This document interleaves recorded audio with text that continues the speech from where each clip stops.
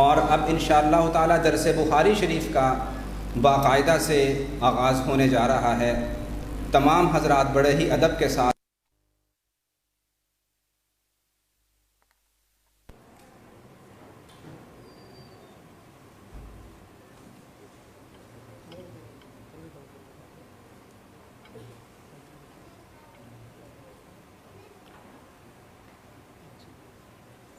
مجلس حدیث کے آداب میں سے ہے آدمی باوضو ہو، صاف ستھرے کپڑے پہنے، خوشبو کا استعمال کرے اور نبی علیہ السلام پر کثرت کے ساتھ درود شریف پڑھے۔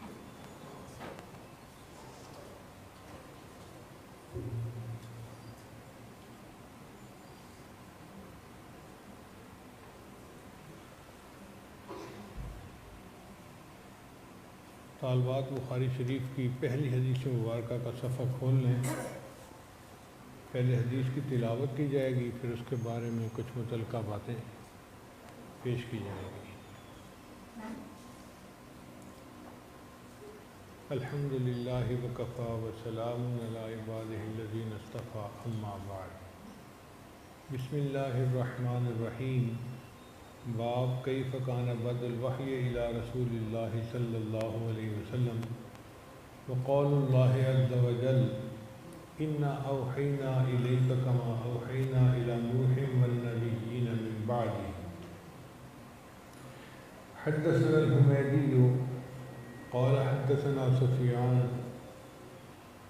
قال حدثنا یحیی بن سعید الانصاری قال اخبرنی محمد بن ابراہیم التیمی انه سمع علقمة بن وقاص الليثي يقول سمعت عمر بن الخطاب رضی اللہ تعالی عنہ على المنبر يقول سمعت رسول اللہ صلی اللہ علیہ وسلم يقول انما الاعمال بالنیات وانما لامرئ ما نوى فمن كانت هجرته الى دنیا يصيبها او الى امرأة ينكحها فهجرته الى ما هاجر اليه۔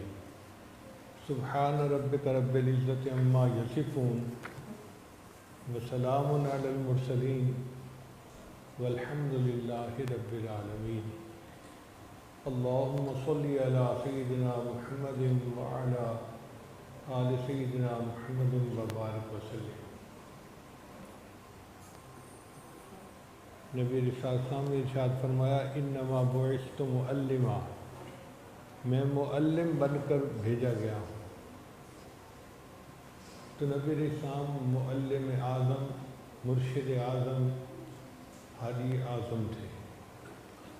جس طرح درخت اپنے پھل سے پہچانا جاتا ہے، استاد اپنے شاگردوں سے پہچانا جاتا ہے۔ نبی علیہ السلام نے دنیا میں آ کر انسانوں کی ایک ایسی جماعت بنائی جو انبیاء کے بعد سب سے زیادہ پرہیزگار ہستیاں تھیں۔ ان کی صحبت جس نے پائی اس کو ہم صحابی کہتے ہیں، اور وہ اللہ کے چنے ہوئے بندے تھے اور ساری امتوں میں انبیاء کے بعد سب سے زیادہ افضل لوگ تھے۔ شاعر نے کہا نبی آتے رہے آخر میں نبیوں کے امام آئے، وہ دنیا میں خدا کا آخری لے کر پیام آئے۔ جھکانے آئے بندوں کی جبیں اللہ کے در پر، سکھانے آدمی کو آدمی کا احترام آئے۔ وہ آئے جب تو عظمت بڑھ گئی دنیا میں انسان کی، وہ آئے جب تو انسان کو فرشتوں کے سلام آئے۔ ایسے پرہیزگار لوگوں کی جماعت تیار کی کہ ان کو فرشتوں کے سلام آتے تھے۔ چنانچہ صحابہ کرام کے ساتھ محبت رکھنا ایمان کا حصہ ہے، وہ ہمارے لیے معیار ایمان ہے۔ اللہ تعالیٰ فرماتے ہیں کہ آمنوا بمثل ما آمنتم بہ فقد اہتدوا۔ اگر یہ لوگ اس طرح ایمان لائیں جس طرح صحابہ ایمان لائے ہیں، پھر یہ ہدایت پائیں گے۔ تو ان کا ایمان معیار ہے۔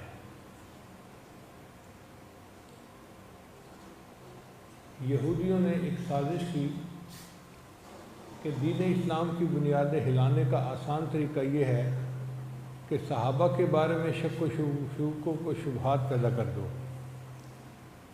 ہمیں قرآن نبی علیہ السلام سے صحابہ کے ذریعے سے ملا، اور نبی علیہ السلام کا فرمان بھی صحابہ کے ذریعے سے ملا۔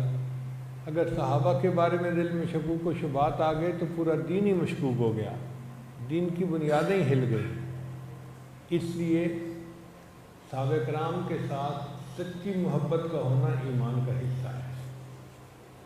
نبی علیہ السلام نے ارشاد فرمایا الصحابۃ کلہم عدول، میرے صحابہ سارے کے سارے عدل والے ہیں، اور نبی علیہ السلام نے ان کو روایت حدیث کا منصب خود عطا فرمایا۔ ارشاد فرمایا بلغوا عنی ولو آیہ، کہ میرے سے جو بات سنو تم اس کو آگے دوسروں تک پہنچاؤ۔ جب نبی علیہ السلام ان کو حدیث کی روایت کا سرٹیفکیٹ دے چکے ہوں تو کیا آج کوئی آدمی ان کی چھانٹ پٹک کر سکتا ہے؟ وہ اپنے ایمان کی خیر منائے۔ اس لیے یہ ذہن میں رکھیے کہ جرح اور تعدیل کے جتنے قوانین ہیں وہ صحابہ کے بعد اپلائی ہوتے ہیں، صحابہ ان سے اوپر ہیں۔ ان کو نبی علیہ السلام نے روایت حدیث کی سند دے دی اور وہ اس بات کے اہل تھے کہ حدیث کو بیان کرتے۔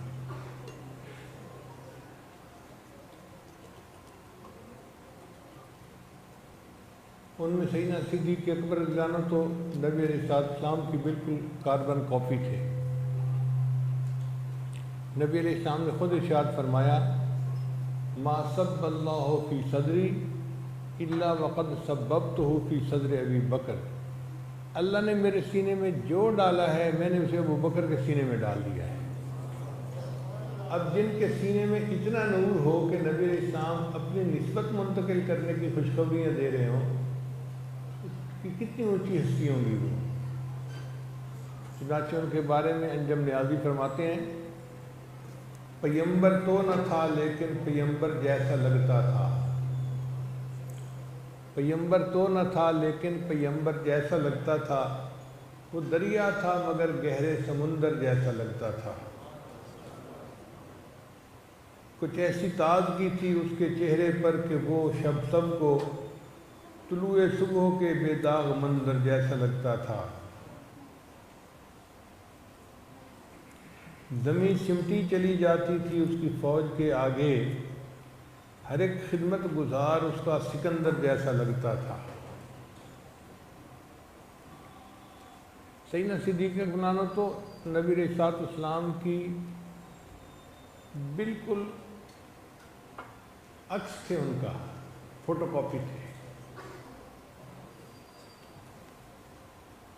اس لیے جب نبی علیہ السلام ہجرت کر کے مدینہ تشریف لے گئے تو دونوں ہستیاں مدینہ جب پہنچیں تو مدینہ کے استقبال کرنے والے جو لوگ تھے ان کو مغالطہ لگ گیا، ان کو سمجھ ہی نہیں لگی کہ دونوں میں سے پیغمبر کون ہے، یعنی آنے والے ان کی رفتار گفتار کردار بالکل ایک جیسا تھا، سمجھ نہیں لگتی تھی کہ دونوں میں سے کون استاد ہے کون شاگرد ہے۔ وہ تو بعد میں جب نبی علیہ السلام کے چہرے انور پر سورج کی شعائیں پڑی تو ابو بکر صدیق لانو رومال لے کر کھڑے ہو گئے سایہ کرنے کے لیے، تب لوگوں کو پتہ چلا کہ اصل کون ہے اور نقل کون ہے، آقا کون ہے اور غلام کون ہے۔ آنے والے پوچھا کرتے تھے من منکم محمدہ، آپ میں سے محمد صلی اللہ علیہ وسلم کون ہے۔ اتنی تو مشابہت کامل ہوتی تھی کہ آنے والے کو پتہ ہی نہیں چلتا تھا کہ نبی علیہ السلام کے ساتھ دوسرا بیٹھا ہوا کون ہے۔ چنانچہ نبی علیہ السلام کے یہ صحابی کائنات کے سب انسانوں میں سب سے زیادہ افضل، ان کے بارے میں جو نیازی فرماتے ہیں تجھے لا کر دکھانا تھا بشر ایسے بھی ہوتے ہیں، تجھے لا کر دکھانا تھا بشر ایسے بھی ہوتے ہیں، خدا نے یہ بتانا تھا بشر ایسے بھی ہوتے ہیں، ستاروں سے زیادہ خوبصورت نیکیاں دے کر یہی باور کرانا تھا بشر ایسے بھی ہوتے ہیں، پہاڑوں سے زیادہ سونے چاندی کو جو ٹھکرا دے دلوں میں یہ بٹھانا تھا بشر ایسے بھی ہوتے ہیں، خلیفہ ہو کہ بھی فاقہ کشی کی لذتیں مانگے، خلیفہ ہو کہ بھی فاقہ کشی کی لذتیں مانگے، فرشتوں کو دکھانا تھا بشر ایسے بھی ہوتے ہیں۔ تو اللہ رب العزت نے اپنے حبیب صلی اللہ علیہ وسلم کو ایسے ساتھی عطا فرمائے۔ نبی صلی اللہ علیہ وسلم نے فرمایا میرے 2 ساتھی زمین میں ہیں اور 2 ساتھی آسمانوں میں ہیں۔ جو زمین میں 2 میرے وزیر ہیں ان کا نام ہے ابو بکر اور عمر، اور جو آسمانوں میں ہیں وہ جبرائیل اور میکائیل۔ تو جن کو اللہ نے یہ مقام عطا فرمایا یہ صحابہ کرام تھے۔ اس لیے صحابہ کرام سے دلی محبت کا ہونا ایمان کی نشانی ہے۔ نبی علیہ السلام نے فرمایا اللہ اللہ فی اصحابی لا تتخذوهم من بعدی غرضا فمن احبهم فبحبی احبهم۔ جو صحابہ سے محبت کرے گا وہ میری محبت کی وجہ سے ان سے محبت کرے گا، اور جو ان سے بغض رکھے گا وہ میرے بغض کی وجہ سے ان سے بغض رکھے گا۔ تو صحابہ کرام سے محبت نبی علیہ السلام سے محبت کی دلیل ہے، اور صحابہ کرام کے ساتھ بغض نبی علیہ السلام کے ساتھ بغض کی دلیل ہے۔ تو یہ بات طے ہو گئی کہ نبی علیہ السلام نے سب صحابہ کو عادل ہونے کی سند عطا فرمائی۔ الصحابۃ کلہم عدول، چنانچہ صحابہ نے حدیث مبارکہ کی روایت کی۔ ایک حدیث میں نبی علیہ السلام نے ارشاد فرمایا اللہم ارحم خلفائی، اے اللہ میرے خلفاء پر رحم فرمانا۔ کہ ایک صحابی نے پوچھا ومن خلفاؤک یا رسول اللہ، اے اللہ کے رسول آپ کے خلفاء کی مراد کون ہیں؟ فرمایا الذین یروون احادیثی، کہ جو لوگ میری احادیث کی روایت آگے کریں گے وہ میرے خلفاء ہوں گے۔ تو حدیث کو روایت کرنا ایک عظیم منصب ہے، اس لیے جتنے محدثین ہیں ان سے محبت رکھیے، اور اگر آپ کو پتہ چل جائے کہ فلاں آدمی استاد حدیث ہے یا شیخ الحدیث ہے تو دل سے محبت کریں، ان کے سامنے اپنے دل کو جھکا دیں، اس لیے کہ وہ نبی علیہ السلام کے خلیفہ ہونے کی مانند ہیں۔ اور جو طالب حدیث ہو اس سے بھی محبت کیجیے، پتہ چلے کہ یہ بچہ حدیث پڑھ رہا ہے، مشکات شریف پڑھتا ہے، بخاری شریف پڑھتا ہے، اس سے دلی محبت کا اظہار کریں کہ وہ نبی علیہ السلام کے فرامین پڑھنے والا نوجوان ہے اور خوش قسمت ہے، اور اللہ تعالیٰ نے اس کو کتنا عظیم منصب عطا کیا ہے۔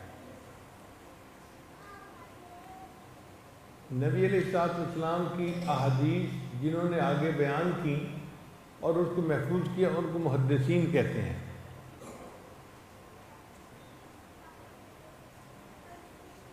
چنانچہ جو بڑے بڑے حضرات تھے ان کو رجال الحدیث کہتے ہیں۔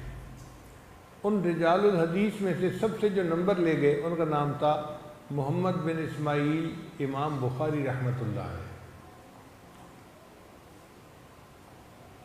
اللہ تعالیٰ نے ان کو بہت ذہانت دی تھی اور بہت تقویٰ دیا تھا۔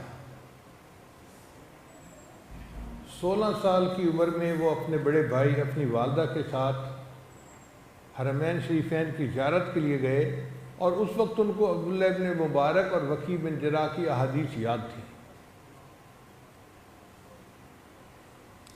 ان کے والد بچپن میں فوت ہو گئے تھے اور وہ یتیم ہو گئے، اور آپ جانتے ہی ہیں کہ دنیا میں یتیم ہی در یتیم بنا کرتے ہیں۔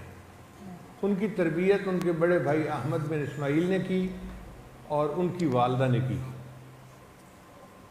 مگر امام بخاری رحمۃ اللہ کے نصیب اچھے تھے، اللہ تعالیٰ نے ان سے خوب کام لیا۔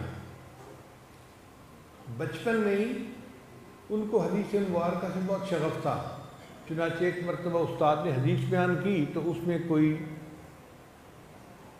غلطی تھی، تو امام بخاری رحمۃ اللہ نے بڑے ادب کے ساتھ نشاندہی کر دی۔ استاد نے اپنے مسودہ کے ساتھ اس کو جا کر ملایا تو وہ بالکل ٹھیک تھی۔ استاد نے کہا کہ مجھے لگتا ہے کہ یہ لڑکا آنے والے وقت میں کوئی بڑی شخصیت بنے گا، اور واقعی اللہ نے امام بخاری رحمۃ اللہ کو امیر المؤمنین فی الحدیث بنا دیا۔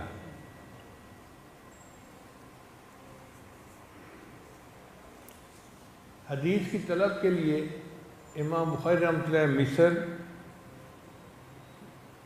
حجاز، شام، بغداد، کوفہ، بصرہ اور خراسان کے سفر کیے۔ 18 برس کی عمر میں مدینہ طیبہ میں چاندنی رات میں انہوں نے تاریخ کبیر لکھی۔ امام بخاری رحمۃ اللہ نے اپنی زندگی میں 1080 اساتذہ سے علم حاصل کیا۔ ہم اگر اپنے اساتذہ کو گنیں نا جس سے ہم نے پوری زندگی میں علم حاصل کیا ہے تو میرے اپنے اندازے کے مطابق 200 سے 300 لوگ ہوں گے۔ ہم نے بچپن سے لے کے یونیورسٹی تک، مدرسے تک جتنے بھی استادوں سے پڑھا، کل کی تعداد 200 سے 300 ہوگی، اور امام بخاری رحمۃ اللہ نے 1080 اساتذہ سے علم حاصل کیا۔ مگر خوبی کی بات یہ ہے کہ امام بخاری رحمۃ اللہ نے جو بخاری شریف کتاب تالیف کی، انہوں نے اپنی زندگی میں 90,000 طلباء کو یہ کتاب خود پڑھائی۔ آپ نے کوئی ایسا محدث دیکھا ہے کہ جو 90,000 طلباء کو حدیث پڑھائے؟ اللہ اکبر کبیرہ۔ آج کل تو بڑے سے بڑے دارالعلوم میں بھی 2,000 طلباء حدیث کے یا 3,000 طلباء ہوتے ہیں۔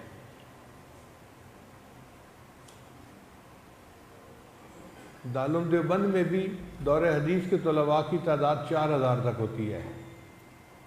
4,000 طلباء بہت ہوتے ہیں۔ ہمیں ایک دفعہ بنگلہ دیش جانے کا موقع ملا تو وہاں پر ایک مدرسہ ہے ہٹھ ہزاری کا، انہوں نے کہا جی کہ دور حدیث کے طلباء میں بیان کر دیں۔ ہم نے کہا بہت اچھا۔ اللہ کی شان کے اس مدرسے میں دور حدیث کے طلباء کی تعداد 4,000 تھی۔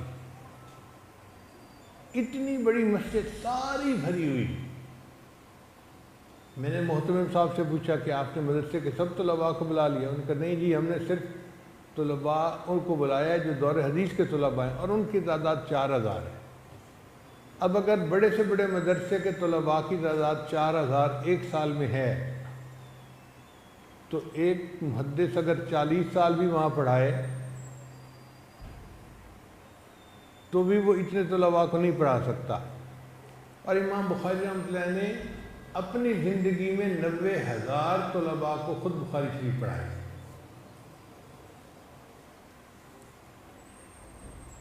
بخاری شریف لکھنے کا سبب کیا بنا کہ امام بخاری رحمۃ اللہ نے خواب دیکھا کہ نبی علیہ السلام کے جسم مبارک پر مکھیاں بیٹھنے کی کوشش کر رہی ہیں اور یہ ان کو اڑا رہے ہیں۔ تو انہوں نے اپنے استاد ابو اسحاق کو خواب سنایا۔ انہوں نے کہا انت تذب عنہ الکذب، کہ نبی علیہ السلام کی باتوں میں جو جھوٹ شامل ہونے لگے گا تو وہ جھوٹ کو الگ کر دو گے۔ تو امام بخاری رحمۃ اللہ کو 6 لاکھ احادیثیں یاد تھیں۔ وہ خود فرماتے ہیں کہ میں نے 6 لاکھ احادیث میں سے بخاری شریف کی احادیث کو چنا، اور بخاری شریف کی کل احادیث کی تعداد 2700 کے قریب ہے۔ اب آپ بتائیے کہ 6 لاکھ حدیثوں میں سے ایک ایک حدیث کو انہوں نے پرکھا، اس کا راوی کون ہے، بڑا کون ہے، آگے کون ہے، آگے کون ہے، اتنا ڈیرا ڈالا ایک ایک حدیث پر کہ انہوں نے اپنی تسلی کر لی کہ بھئی اس کی روایت بالکل ٹھیک ہے۔ جب اپنی تسلی ہو گئی اس کے بعد پھر وہ 2 رکعت نفل پڑھ کے استخارہ کیا کرتے تھے کہ اللہ سے میں مشورہ کروں۔ جب تسلی ہو جاتی تھی استخارے کے بعد کہ اللہ کی طرف سے جو ہے وہ پازیٹیو سگنل آ گیا، تب اس کو کتاب میں شامل کرتے تھے۔ اب آپ بتائیے ایک ایک حدیث پر انہوں نے استخارہ کیا، اللہ سے رجوع کیا، اتنے رجوع اللہ کے بعد اللہ نے ان کو ایسی کتاب لکھنے کی توفیق عطا فرمائی۔ اس لیے بخاری شریف کو اصح الکتب بعد کتاب اللہ کی کتاب کے بعد دنیا میں سب سے زیادہ صحیح ترین کتاب وہ بخاری شریف کی کتاب کہلاتی ہے۔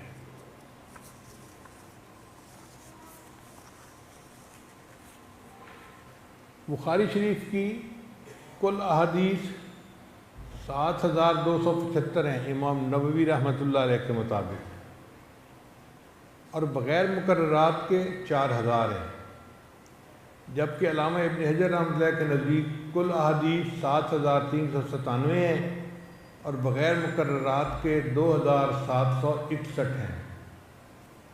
مقررات سے کیا مراد کہ حدیث مبارکہ تو ایک ہے لیکن امام بخاری اس کو کئی بابوں میں لے کے آئے ہیں، جیسے یہی حدیث مبارکہ انما الاعمال بالنیات، یہ بخاری شریف میں 7 مرتبہ آئی ہے، تکرار ہوئی ہے، تو یہ مقررات میں سے ہے تو ایک ہی حدیث نا، تو بغیر مقررات کے کل احادیث 2700 ہے، تو 6 لاکھ میں سے 2700 حدیثوں کو چن کر انہوں نے پیش کیا، اور وہ ایسی ٹھوس احادیث تھیں کہ آج پوری امت کے علماء کا اجماع ہے کہ اس سے زیادہ صحیح کتاب پوری دنیا میں کوئی بھی نہیں ہے۔ یہ جو حدیث ہے انما الاعمال بالنیات، یہ باب کیف کان بدء الوحی میں بھی آئی ہے، دوسری باب ما جاء ان الاعمال بالنیت، تیسرا کتاب العتق، چوتھا باب الہجرہ، پانچواں باب النکاح، چھٹا باب النذور، اور ساتواں کتاب الحیل۔ 7 ابواب میں یہ حدیث مبارکہ آئی ہے۔ ہر جگہ اپنے اپنے مضمون کی وجہ سے انہوں نے اس کو نقل فرمایا۔ اس کتاب کا نام ہے امام نووی رحمۃ اللہ کے نزدیک الجامع المسند الصحیح المختصر من امور رسول اللہ و ایامہ۔ الجامع سے مراد امور ثمانیہ، اس میں سیر ہیں، آداب ہیں، تفسیر ہیں، عقائد ہیں، فتن ہیں، اشراط، احکام اور مناقب ہیں۔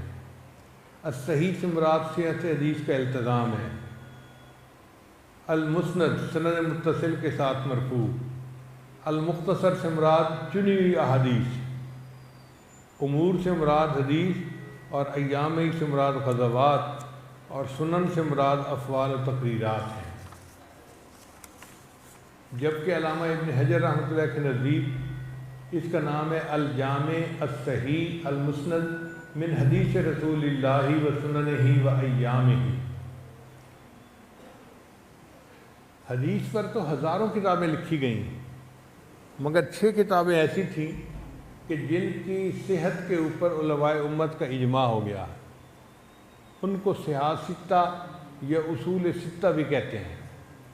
آپ یوں سمجھیں کہ پھولوں کا ایک گلدستہ تھا، اللہ نے اپنے بندوں کے لیے تیار کروا دیا۔ جیسے گلدستہ میں مختلف رنگ کے پھول ہوتے ہیں نا تو اچھا لگتا ہے، اسی طرح یہ صحاح ستہ کی جو کتابیں ہیں یہ حدیث سے مبنی کتابیں ہیں، مگر ہر ایک کا رنگ جدا ہے، ہر ایک کا رنگ اپنا ہے۔ چنانچہ امام مسلم رحمۃ اللہ کے نزدیک حدیث کو سمجھنے کے لیے فنی طور پہ بندے کو پہچان ہونی ضروری تھی، اس لیے انہوں نے مسلم شریف کی ابتدا مقدمہ مسلم سے شروع کیا، یعنی حدیث کی تعریفیں لکھی انہوں نے۔ مجھے یاد ہے جب میں نے اپنے استاد سے پڑھنی شروع کی تو انہوں نے کہا کہ مقدمہ مسلم آپ نے مجھے زبانی سنانا ہے، تو میں نے پورا مقدمہ مسلم زبانی یاد کر کے ان کو سنایا تھا، تب انہوں نے آگے سبق شروع کروایا۔ ابو داؤد رحمۃ اللہ کے نزدیک حدیث کا مقصد تھا حدیث پر عمل کرنا، اور وہ نبی علیہ السلام کی محبت کے بغیر ممکن نہیں، اس لیے انہوں نے نبی علیہ السلام کی محبت کے باب سے اس کتاب کی اپنی کتاب کا آغاز کیا۔ امام ترمذی اور امام نسائی ان حضرات کا اصل مقصد تھا کہ حدیث پر عمل کیا جائے، چنانچہ انہوں نے کتاب الصلاۃ، کتاب الطہارہ سے اپنی کتاب کا آغاز کیا۔ امام بخاری رحمۃ اللہ کا مقصد یہ تھا کہ نبی علیہ السلام کی حدیث وحی کو واضح کرتی ہے، لِتُبَيِّنَ لِلنَّاسِ مَا نُزِّلَ إِلَيْهِمْ، لہذا انہوں نے اپنی کتاب کا آغاز باب کیف کان بدء الوحی سے شروع کیا۔ یاد رکھیے کہ علم حاصل کرنے کے 3 طریقے ہیں۔ ایک علم ہوتا ہے جو حواس خمسہ سے ملتا ہے۔ حواس خمسہ 5 حصے اللہ نے ہر بندے کو دیے ہیں، دیکھنا، سننا، سونگھنا، چکھنا اور چھونا، یہ 5 حصے ہر بندے کو ملی ہیں، اسی سے ہمیں علم حاصل ہوتا ہے۔ یہ چیز نرم ہے، یہ سخت ہے، یہ گرم ہے، یہ ٹھنڈی ہے، یہ فلاں ہے، یہ فلاں ہے، حصوں سے پتہ چلتا ہے ہمیں۔ ان حواس سے جو علم حاصل ہوتا ہے وہ پائیدار نہیں ہوتا، اس میں غلطی کا امکان ہوتا ہے۔ آپ دیکھیں ایک بندے کو بخار ہو جائے نا تو اس کو پانی بھی نمکین نظر محسوس ہوتا ہے، جی نمکین پانی میں نمک نہیں ہوتا لیکن ذائقہ بگڑ جاتا ہے۔ ایک آدمی کو نزلہ زکام ہو جائے تو اس کو تو خوشبو اور بدبو کے فرق کا پتہ ہی نہیں چلتا، تو حواس سے جو علم حاصل ہوتا ہے وہ کوئی اعتماد کے قابل نہیں، اس میں غلطی کا امکان ہوتا ہے۔ ایک علم عقل سے حاصل ہوتا ہے، جیسے آئنسٹائن نے تھیوری آف ریلیٹیوٹی کا نظریہ پیش کیا۔ اب تھیوری آف ریلیٹیوٹی اس نے کسی لیبارٹری میں جا کے نہیں ثابت کی، بلکہ ایک دماغی کوشش تھی اس کی کہ ایک فریم آف ریفرنس ایکس ہے اور ایک فریم آف ریفرنس وائی ہے، اور ایک کی یہ سپیڈ ایک کی یہ سپیڈ، اور کرتے کراتے اس نے ایکویشن نکال لی E=mc²۔ سائنس کی دنیا میں آئنسٹائن کی اس طرح عزت کی جاتی ہے جیسے آج دین کے میدان میں انبیاء کی عزت کی جاتی ہے۔ تو اس نے یہ جو تھیوری آف ریلیٹیوٹی کا علم تھا یہ صرف دماغ سے حاصل کیا، مگر دماغ سے جو علم ملتا ہے نا وہ بھی دھوکہ دے جاتا ہے۔ وہ کیسے؟ دنیا میں ایسے لوگ بھی گزرے کہ جنہوں نے بڑے عقل مند ہونے کے باوجود بڑے غلط فیصلے کیے۔ عقل عیار ہے، 100 بھیس بنا لیتی ہے۔ برطانیہ کی پارلیمنٹ میں تالیوں کی گونج کے ساتھ انہوں نے بل پاس کیا کہ مرد مرد کے ساتھ شادی کر سکتا ہے۔ اب کیسا غیر فطری عمل ہے، مگر ان کی عقل پہ پردے پڑ گئے کہ انہوں نے اس کو قانون بنا لیا۔ دنیا میں ایک ایسا فرقہ بھی گزرا ہے کہ جو کہتا تھا اس کا بانی کہ بھائی اپنی بہن کے ساتھ نکاح کر سکتا ہے، اور اس کی دلیل وہ یہ دیتا تھا کہ بہن جتنا اپنے بھائی کی طبیعت کو سمجھتی ہے غیر لڑکی اتنا نہیں سمجھ سکتی، اور وہ کم وقت بھول گیا کہ بہن سے زیادہ تو ماں بیٹے کو سمجھتی ہے، تو پھر آج بہن سے نکاح کی کوشش ہے تو کل کچھ اور بھی ہوگی، اور دنیا سے پھر حیا نام کی تو چیز ہی ختم ہو جائے گی، انسان کیا حیوانوں کا گھر بن جائے گا۔ تو ان لوگوں کو عقل نے دھوکے دیے جو انہوں نے ایسی باتیں کی، اس لیے عقل سے جو علم حاصل ہوتا ہے اس پہ بھی اعتماد نہیں کر سکتے۔ ایک تیسرا علم ہے جو وحی کے ذریعے سے ملتا ہے، جو نبی علیہ السلام کو حاصل ہوا۔ قرآن اللہ نے ان کے قلب کے اوپر نازل کیا، نزل علی قلبک۔ یہ وحی کا جو علم ہے یہ خطا اور نسیان سے پاک ہوتا ہے۔ تو امام بخاری رحمۃ اللہ یہ کہنا چاہتے تھے کہ ہمیں وحی کے علم کے اوپر عمل کرنا چاہیے اور اسی کے مطابق زندگی گزارنی چاہیے تاکہ ہمیں اللہ تعالیٰ کی رضا نصیب ہو جائے۔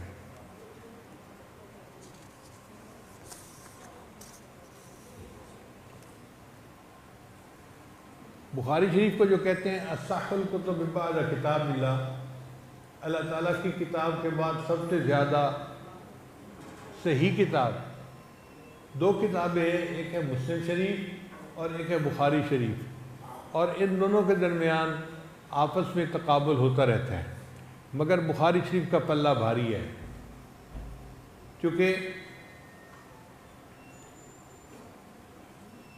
امام بخاری رحمۃ اللہ کے متکلم کی جو روات ہیں وہ 80 ہیں، یعنی ان کے 80 راویوں پر لوگوں نے اعتراضات بھی کیے ہیں، جبکہ امام مسلم رحمۃ اللہ کے متکلم کی روات کی تعداد 160 ہے۔ تو اس لحاظ سے دیکھیں تو بخاری شریف کا پلہ بھاری نظر آتا ہے۔ پھر ایک اور مزے کی بات ہے کہ جو متکلم کی روات ہیں وہ امام بخاری کے اپنے استاد ہیں، تو امام بخاری یہ کہہ سکتے ہیں کہ جی لوگوں نے ان کے اوپر اعتراض کیا، میں نے تو ان سے حدیث پڑھی، ان کی زندگی کو خود جا کر دیکھا، میں ان کے تقویٰ کے اوپر جو ہے وہ گواہی دیتا ہوں، لہٰذا میں نے ان سے حدیث کی روایت کی ہے۔ لیکن امام مسلم رحمۃ اللہ کے جو متکلم فی روات ہیں وہ متقدمین میں سے ہیں، تو اس لحاظ سے بھی بخاری شریف کا پلہ بھاری نظر آتا ہے۔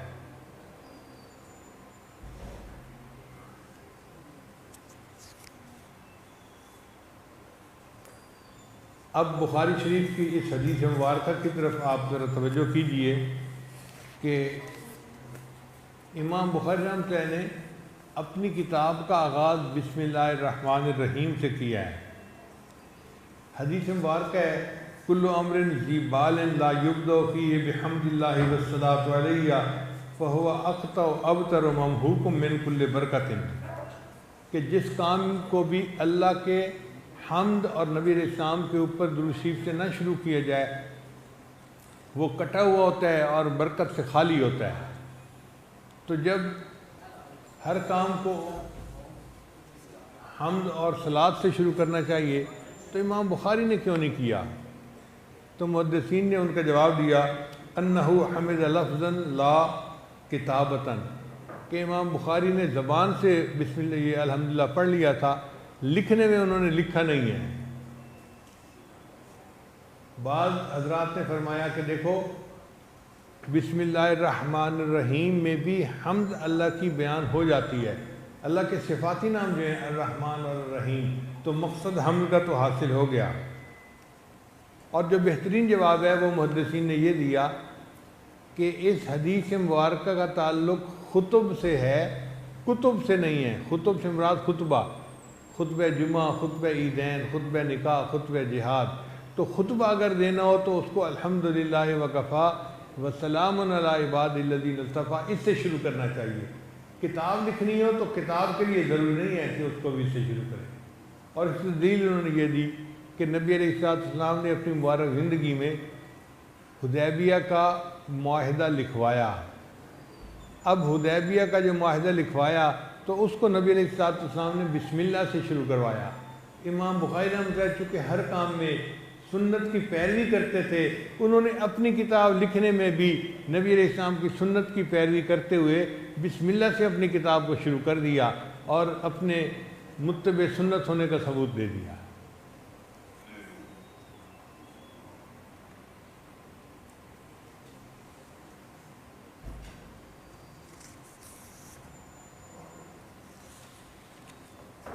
اب یہ جو پہلی حدیث مبارکہ ہے اس کو انہوں نے اپنے مکی قریشی استاد سے نقل کیا ہے، کیونکہ حدیث پاک میں ہے الائمۃ من القریش قدموا قریشا، تو امام بخاری رحمۃ اللہ نے اس حدیث پر بھی عمل کیا اور اپنے قریشی استاد سے انہوں نے پہلی حدیث کو روایت کیا۔ حمیدی کا لفظ حمد سے بنا ہے، اور بخاری شریف کی جو آخری حدیث ہے اس کے راوی احمد ابن اشکاب ہیں، تو احمد کا لفظ بھی حمد سے بنا۔ اور اگر آپ غور کریں تو ہر مومن کو چاہیے کہ اللہ کی حمد اتنی بیان کرے جتنا ممکن ہو سکتا ہے، اور حمد کے لائق اصل میں اللہ ہی کی ذات ہے، حمد اسی کو سجتی ہے۔ اس لیے اللہ نے قرآن مجید کی ابتدا بھی الحمد سے شروع فرمائی، الحمدللہ رب العالمین۔ دنیا میں کوئی بندہ کسی چیز کی بھی تعریف کرے تو وہ تعریف حقیقت میں اللہ کی طرف لوٹتی ہے۔ مثال کے طور پہ بیوی خاوند کی تعریف کرے، جی بہت اچھا انسان ہے، بہت اچھا اخلاق ہیں، بہت اچھا فلاں، تو یہ تعریف اللہ کی طرف لوٹتی ہے جس نے اس کے خاوند کو پیدا کیا۔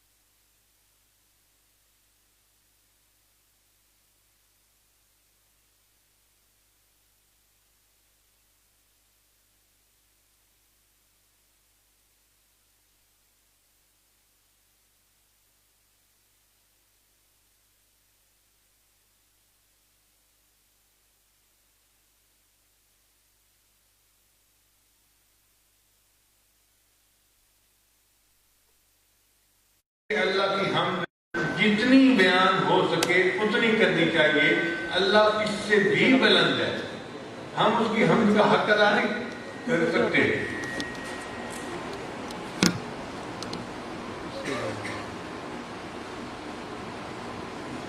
ایک دیہاتی آدمی کو کہیں کہ تم سپر کمپیوٹر کی تعریف کرو تو وہ کیا تعریف کرے گا؟ وہ تو کر ہی نہیں سکتا بیچارہ، کیا جانتا ہے سپر کمپیوٹر کیا ہوتا ہے؟ دیہاتی آدمی سپر کمپیوٹر کی پھر بھی کچھ نہ کچھ تعریف کر لے گا، ہم بندے اپنے اللہ کی اتنی بھی تعریف نہیں کر سکتے۔ دیکھو انسانوں میں سب سے اونچے انسان جو اللہ کے محبوب صلی اللہ علیہ وسلم ہے، انہوں نے فرما دیا اللہم لا احصی ثناء علیک، اے اللہ میں آپ کی تعریفوں کا احاطہ نہیں کر سکتا، انت کما اثنیت علی نفسک، تو ایسا ہی ہے جیسے تو نے اپنی تعریفیں خود بیان فرمائی ہیں۔ تو ہم تو اللہ کی حمد ہی بیان نہیں کر سکتے، ہم جتنی تعریفوں کے پل باندھیں اللہ اس سے بھی بلند ہے اور اس سے بھی اونچا ہے۔ اس سے اندازہ لگائیے اللہ تعالیٰ کی عظمت کا، اللہ کی کبریائی کا۔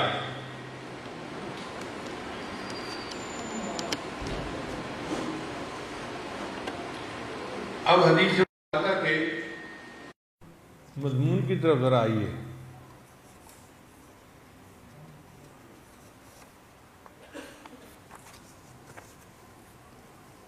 نبی علیہ السلام نے ارشاد فرمایا انما الاعمال بالنیات، کہ بے شک اعمال کا مدار نیت کے اوپر ہے۔ وَإِنَّمَا لِامْرِئٍ مَّا نَوَىٰ، اور بندے کو وہی ملتا ہے جو اس کی نیت ہوتی ہے۔ فَمَنْ كَانَتْ هِجْرَتُهُ إِلَىٰ دُنْيَا يُصِيبُهَا، جس بندے کی ہجرت کا مقصد دنیا کا حاصل کرنا ہوگا تو اس کو دنیا مل جائے گی، اور إِلَىٰ امْرَأَةٍ يَنْكِحُهَا، یا اگر کسی عورت کے ساتھ نکاح کے لیے ہجرت کرتا ہے فَهِجْرَتُهُ إِلَىٰ مَا هَاجَرَ إِلَيْهِ۔ اب اس کا شان بروز سن لیجئے کہ مدینہ طیبہ میں ایک عورت تھی، اس کا نام تھا قیس۔ مکہ مکرمہ کے ایک نوجوان نے اسے پسند کیا اور اس کی طرف نکاح کا پیغام بھیجا، تو قیس سے جواب بھجوایا کہ آپ مکہ سے ہجرت کر کے مدینہ آ جائیں تو میں نکاح کے لیے تیار ہوں۔ چنانچہ وہ صحابی ہجرت کر کے مدینہ آ گئے اور ان کا نکاح ہو گیا۔ اب نکاح کے بعد ایک مسئلہ کھڑا ہو گیا کہ صحابہ کرام نے یہ سوچنا شروع کر دیا کہ کیا اس مہاجر قیس کو وہی ثواب ملا جو لوگوں نے اللہ اور اس کے رسول کے لیے ہجرت کی تھی، ان کو جو ثواب ملا؟ تو نبی علیہ السلام نے بات کو واضح فرما دیا کہ انما الاعمال بالنیات، اعمال کا مدار نیت پر ہے۔ جن لوگوں نے اللہ اور اس کے رسول کے لیے ہجرت کی ان کا درجہ تو بہت بلند ہے۔ جس نے دنیا کے لیے کی یا عورت سے نکاح کے لیے کی تو اس کو تو مقصد حاصل ہو گیا، اس کو وہ رتبہ تو حاصل نہیں ہو سکتا جو پہلوں کو ملا تھا۔ تو بات کلیئر ہو گئی۔ چنانچہ ایک قانون بن گیا پوری دنیا میں کہ اعمال کا مدار نیت پر ہے۔ جس بندے کی نیت جتنی ٹھیک ہوگی اس کو عمل کا ثواب اتنا زیادہ ملے گا، اور اگر نیت کے اندر کوئی خلل آ گیا تو عمل کا ثواب ختم ہو جائے گا۔ اللہ تعالیٰ ایسے عمل قبول نہیں فرمائے۔ قیامت کے دن وہ بڑے بڑے عمل جو دیکھنے میں بڑے بڑے نظر آئیں گے مگر نیت کے ٹھیک نہ ہونے کی وجہ سے بے وزن ہو جائیں گے، اور وہ عمل جو بہت چھوٹے ہوں گے مگر نیت کے ٹھیک ہونے کی وجہ سے وہ بندے کے لیے بخشش کا سبب بن جائیں گے۔ امام ربانی مجدد ثانی رحمۃ اللہ نے لکھا ہے اپنے مکتوبات میں کہ میں ایک مرتبہ مکتوبات لکھ رہا تھا تو سیاہی میری انگلی پر لگ گئی۔ تھوڑی دیر بعد مجھے وضو بنانے کی ضرورت پیش آئی، تو جب بیت الخلاء میں جا کر میں بیٹھنے لگا تو میری نظر انگلی پر پڑی، تو میں نے محسوس کیا کہ اگر میں یہاں پانی استعمال کروں گا تو یہ سیاہی جو میں قرآن و حدیث لکھنے میں استعمال کرتا ہوں یہ نجاست کے ساتھ مل جائے گی اور یہ اس کے ادب کے خلاف ہے۔ میں نے اپنے تقاضے کو دبایا اور میں بیت الخلاء سے باہر نکلا اور وہ جو سیاہی تھی اس کو پاک جگہ کے اوپر دھویا اور پھر آ کر فارغ ہوا۔ وہ کہتے ہیں جب میں فارغ ہوا اللہ نے اعلان فرمایا احمد سرہندی تیرے اس عمل کی وجہ سے ہم نے تیرے سب گناہوں کو معاف کر دیا۔ اب کتنا چھوٹا سا عمل ہے مگر چونکہ ادب تھا اور اللہ کی رضا کی نیت تھی تو اتنے بڑے بزرگ کو اس عمل پر اللہ تعالیٰ بخشش کی خوشخبری سنا رہے ہیں۔ ہماری زندگی کے وہ چھوٹے چھوٹے عمل جو ہم نے اللہ کے لیے کیے ہوں گے وہ بخشش کا سبب بن جائیں گے۔ حضرت تھانوی رحمۃ اللہ نے واقعہ لکھا ہے کہ ایک آدمی کی بیوی سے کوئی غلطی ہو گئی، غلطی بڑی تھی، اگر وہ چاہتا تو طلاق دے دیتا یا اسے گھر بھیج دیتا یا کوئی سزا دے دیتا، جو کرتا ٹھیک تھا، لیکن اس نے دیکھا کہ غلطی تو کر بیٹھی ہے مگر اس وقت ریپینٹ بھی کر رہی ہے، نادم بھی ہو رہی ہے، شرمندہ بھی ہو رہی ہے، تو انسان ہے، ہو جاتی ہے غلطی۔ اس نے کہا چلو اللہ کی بندی غلطی کر گئی، میں اس کو معاف کر دیتا ہوں۔ کہتے ہیں وہ بندہ فوت ہوا تو کسی نے اس سے پوچھا سناؤ بھائی تمہاری آگے کیا بنی؟ کہنے لگے اللہ کے حضور پیشی ہوئی، اللہ نے فرمایا فلاں موقع پہ تو نے اپنی بیوی کو میری بندی سمجھ کے معاف کیا تھا، آج تجھے میں اپنا بندہ سمجھ کے معاف کرتا ہوں۔ تو جو کام ہم نے اللہ کے لیے کیے ہوں گے وہ دیکھنے میں چھوٹے ہوں گے مگر بخشش کا سبب بن جائیں گے، اور جو بڑے بڑے ہمارے کام ہیں نا، اور یہ تو شیخ المشائخ ہیں، ان کے تو 200 خلفاء ہیں، اور انہوں نے تو دنیا کے 50 ملکوں میں کام کیا ہے اور لاکھوں مریدین ہیں، یہ سارے عمل دھرے کے دھرے رہ جائیں گے۔ فلاں آدمی تو بڑے استاد ہیں اور بڑا دارالعلوم ہے، اور دارالعلوم کی تو اتنی شاخیں ہیں، اور یہ تو اتنے بڑے مفتی ہیں اور اتنے بڑے شیخ الاسلام ہیں، یہ سب باتیں اپنی جگہ ٹھیک ہیں، لیکن بخشش جس عمل پر ہوگی یہ وہ ہوگا جو چھوٹا ہوگا اور ہم نے اللہ کی رضا کے لیے کیا ہوگا۔ اس لیے اپنے عملوں میں نیت کو ہر وقت چیک کرتے رہا کریں، اگر نیت ٹھیک ہوگی تو عمل قبول ہوگا، اگر نیت ٹھیک نہیں ہوگی تو عمل قبول نہیں ہوگا۔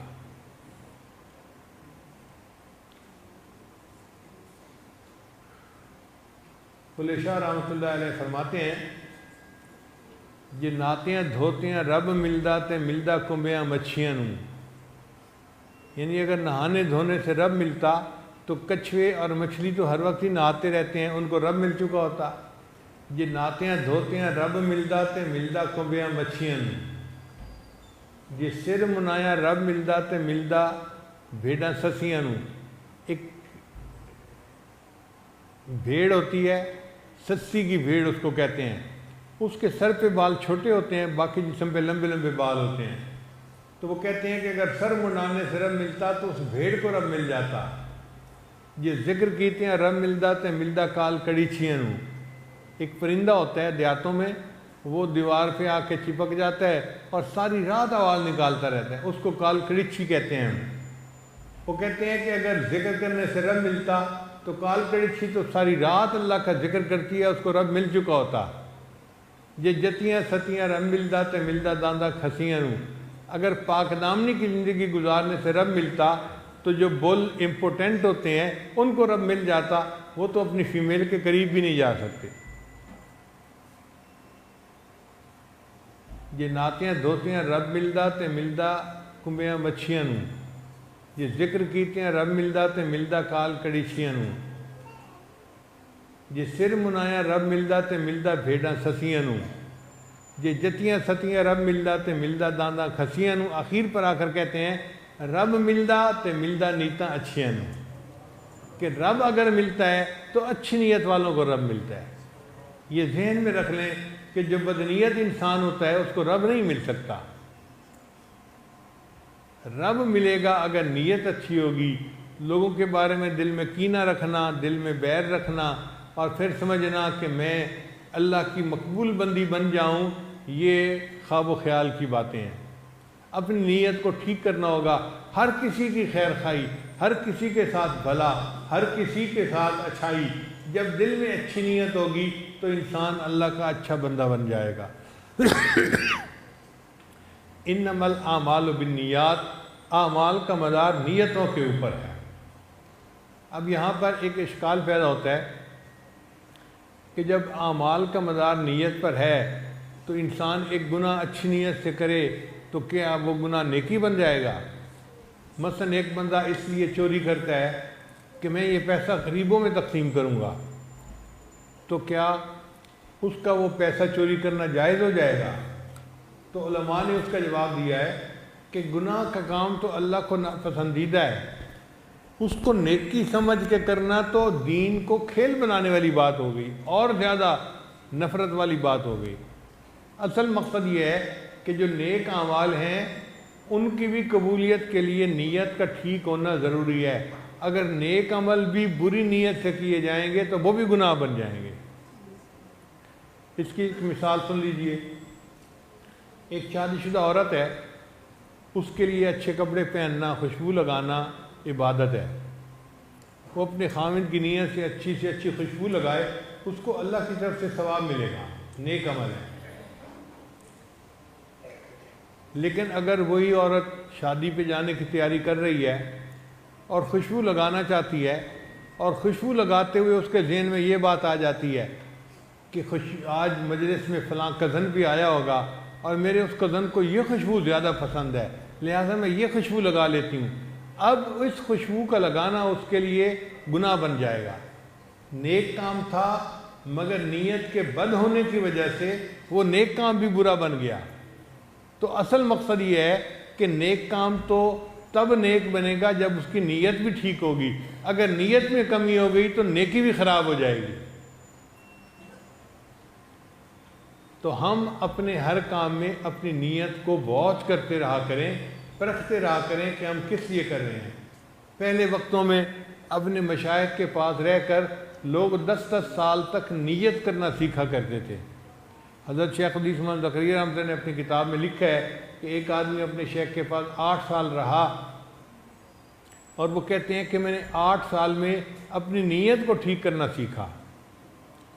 ہم لوگ تو سمجھتے ہیں کہ ہماری نیتیں ٹھیک ہیں، کبھی اس پر محنت ہی نہیں کی، ہمیں تو اس پر محنت کرنے کی ضرورت ہے۔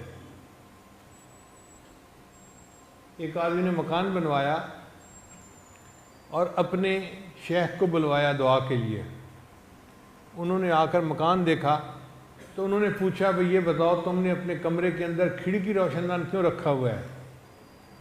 اس نے کہا جی یہاں سے ہوا اور روشنی آتی ہے۔ انہوں نے کہا اللہ کے بندے تو نیت یہ کرتا کہ اس کھڑکی روشن دان سے اذان کی آواز مجھے آیا کرے گی، باقی روشنی اور ہوا تو آنی تھی، اس کو تو کوئی نہیں روک سکتا۔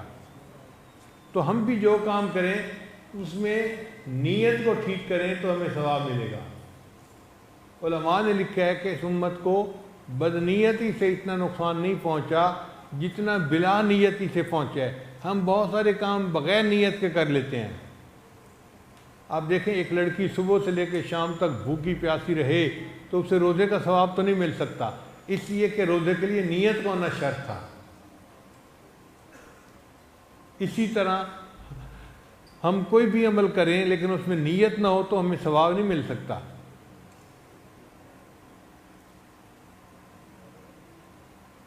ہم کئی کام کرتے ہیں لیکن ہمیں نیت کرنی نہیں آتی۔ مثال کے طور پہ بہت سارے لوگ رات کو سوتے ہوئے اپنے کپڑے بدل کے سوتے ہیں، نائٹ سوٹ پہن لیتے ہیں، مگر وہ نائٹ سوٹ پہننے میں ان کی نیت کوئی نہیں ہوتی، بس یہ نائٹ سوٹ پہن لیا کہ سونا ہے۔ حدیث مبارکہ میں آتا ہے کہ نبی علیہ السلام رات کو سونے لگتے تھے تو تہبند تبدیل فرما لیا کرتے تھے۔ اگر ہم سنت کی نیت سے اپنے کپڑے بدلیں، یہ نائٹ سوٹ پہنے کہ نبی علیہ السلام کپڑے بدل لیتے تھے، میں سنت کی اتباع میں کپڑے بدل رہا ہوں، اب ہمیں اس پر ثواب ملے گا، ورنہ ثواب نہیں ملے گا۔ ہر ماں اپنے بچے کو پیار کرتی ہے، لیکن بچے کو پیار کرتے ہوئے کوئی نیت نہیں کرتی، بس چونکہ ماں ہے بچے کو پیار کر رہی ہے، اس پہ ثواب نہیں ملتا۔ حدیث مبارکہ میں آتا ہے ریح الولد میں ریح الجنہ، کہ بچے کی جو مہک ہوتی ہے وہ تو جنت کی خوشبو ہوتی ہے۔ تو ماں نیت یہ کرے کہ میں جو اپنے بچے کو پیار کر رہی ہوں اور مجھے بچے کے جسم کی مہک محسوس ہو رہی ہے، یہ میرے لیے جنت کی خوشبو ہے، میرے آقا نے فرمایا۔ اب اس نیت سے بچے کو بوسہ لینا، پیار کرنا، سونگنا، یہ عبادت بن جائے گا۔ تو ہر عمل میں ہمیں نیت کرنی پڑے گی، تب وہ عمل عبادت بنے گا۔ اب یہاں سے ایک مسئلہ اور بھی آ گیا کہ اگر ایک عمل میں ایک نیت ہوگی تو ثواب تھوڑا، اور اگر زیادہ نیتیں ہوں گی تو ثواب زیادہ ہو جائے گا۔ مثال کے طور پر ایک بندہ مسجد میں نماز پڑھنے جاتا ہے اور نیت کرتا ہوں میں جا رہا ہوں جی نماز پڑھ کے آتا ہوں، تو اس کو ثواب تھوڑا ملے گا۔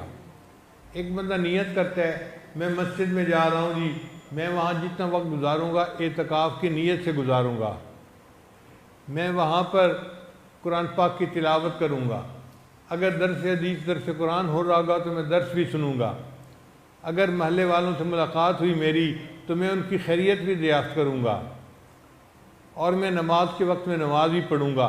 اب اس بندے نے چونکہ زیادہ نیتیں اکٹھی کر لیں تو اس کو ثواب زیادہ ملے گا۔ حضرت مولانا عبدالحق رحمۃ اللہ علیہ دارالعلوم دیوبند کے ایک شیخ الحدیث گزرے ہیں، انہوں نے مجھے یو کے میں ایک جگہ بتایا، فرمانے لگے کہ میں نے فلاں کتاب میں پڑھا، ایک محدث فرماتے تھے میں کپڑوں کو بدلتے ہوئے 40 نیتوں کو اکٹھا کرتا ہوں۔ اب ہمیں تو چند نیتیں بھی نہیں آتی، 40 نیتیں تو بڑی دور کی بات ہے۔ ہم تو زیادہ سے زیادہ یہ نیت کر لیتے ہیں کہ جی میلے کپڑے ہیں، چلو صاف کپڑے پہن لیں، اور وہ نیت کرتے تھے میں کپڑے پہن رہا ہوں، میں اپنے ستر کو چھپانا چاہتا ہوں، میرے اللہ کا حکم ہے، ایک نیت۔ دوسری نیت کہ صاف کپڑے اللہ کا ذکر کرتے ہیں اور میلے کپڑے ذکر نہیں کرتے، تو میں صاف کپڑے پہنتا ہوں تاکہ میرے کپڑے میرے بدن پر اللہ کا ذکر بھی کریں، دوسری نیت۔ پھر تیسری نیت کہ اللہ کا حکم ہے خذوا زینتکم عند کل مسجد، مسجد میں جاتے ہوئے زینت اختیار کرو، لہذا میں صاف کپڑے پہن رہا ہوں کہ میں اللہ کے فرمان پر عمل کر کے زینت اختیار کر رہا ہوں۔ اب یہ تیسری نیت بھی ہو گئی۔ تو اس طرح نیتیں بدلتے بدلتے یعنی جمع کرتے کرتے 40 نیتیں وہ اکٹھی کر لیا کرتے تھے۔ میں اس لیے صاف کپڑے پہن رہا ہوں، میں مسجد میں جاؤں گا تو کسی کو میرے کپڑوں کی بدبو نہ محسوس ہو، بلکہ میرے کپڑوں کے صاف اور خوشبودار ہونے کی وجہ سے میرے مسلمان بھائیوں کو راحت ملے، یہ بھی نیت کر لی۔ اب دیکھیں جس نے جتنی نیتوں کو اکٹھا کر لیا اس کو اتنا ثواب زیادہ مل گیا۔ اس سے پتہ چلتا ہے کہ عام آدمی کو وہ ثواب نہیں مل سکتا جو ایک عالم کو ثواب ملتا ہے، کیونکہ عالم اپنے عمل میں نیتوں کو اکٹھا کر لیا کرتا ہے۔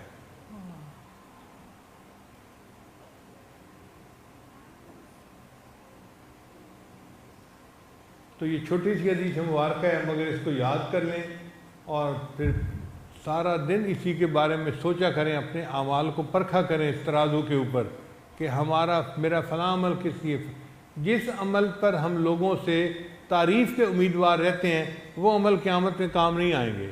ہوں گے نام اعمال میں بڑے بڑے عمل ہوں گے لیکن بے وزن ہوں گے، ہلکے ہوں گے، کیونکہ نیت ٹھیک نہیں ہوگی۔ اور آج کل تو ایسا ہی ہوتا ہے، نعت پڑھنے والے نعت پڑھتے ہیں، پھر توقع کرتے ہیں کہ کوئی کہے جی بڑی اچھی نعت پڑھی، کیا بات ہے، بیان کرنے والے بیان کرتے ہیں اور پھر لوگوں سے توقع رہتی ہے کہ جی کوئی تو کہ باجی جان آج تو آپ نے سماں باندھ دیا، آج تو آپ نے کمال مضمون بیان کیا، آج تو مزہ آ گیا۔ یہ جو الفاظ سننے کی توقع دل میں ہوتی ہے نا، یہ ریا کی وجہ سے ہوتی ہے، ورنہ حقیقت میں بندے کو چاہیے کہ وہ اللہ کے لیے کرے اور مخلوق سے تعریف کے امیدوار نہ رہے۔ جس عمل پر لوگوں نے تعریفیں کرنی شروع کر دیں سمجھ لیں کہ وہ عمل کوئی نہیں کام آنا۔ اگر اللہ رحمت فرما لے اور قبول کر لے تو یہ اس کی مہربانی ہے۔ تو انما الاعمال بالنیات چند لفظوں کے اندر ایسے لگتا ہے جیسے نبی علیہ السلام نے کوئی علم کا ایک سمندر بند کر دیا۔ یہی نبی علیہ السلام کے معرفت کمالات تھے کہ چند لفظوں میں اتنی بڑی بڑی بات بیان فرما جاتے تھے کہ پورے دین کے اوپر حاوی ہو جاتی تھی۔ اب آخری بات کہ جہاں پر قرآن پڑھا جاتا ہے وہاں اللہ کے نور اترتا ہے۔ اللہ فرماتے ہیں وَإِذَا قُرِئَ الْقُرْآنُ فَاسْتَمِعُوا لَهُ وَأَنصِتُوا لَعَلَّكُمْ تُرْحَمُونَ۔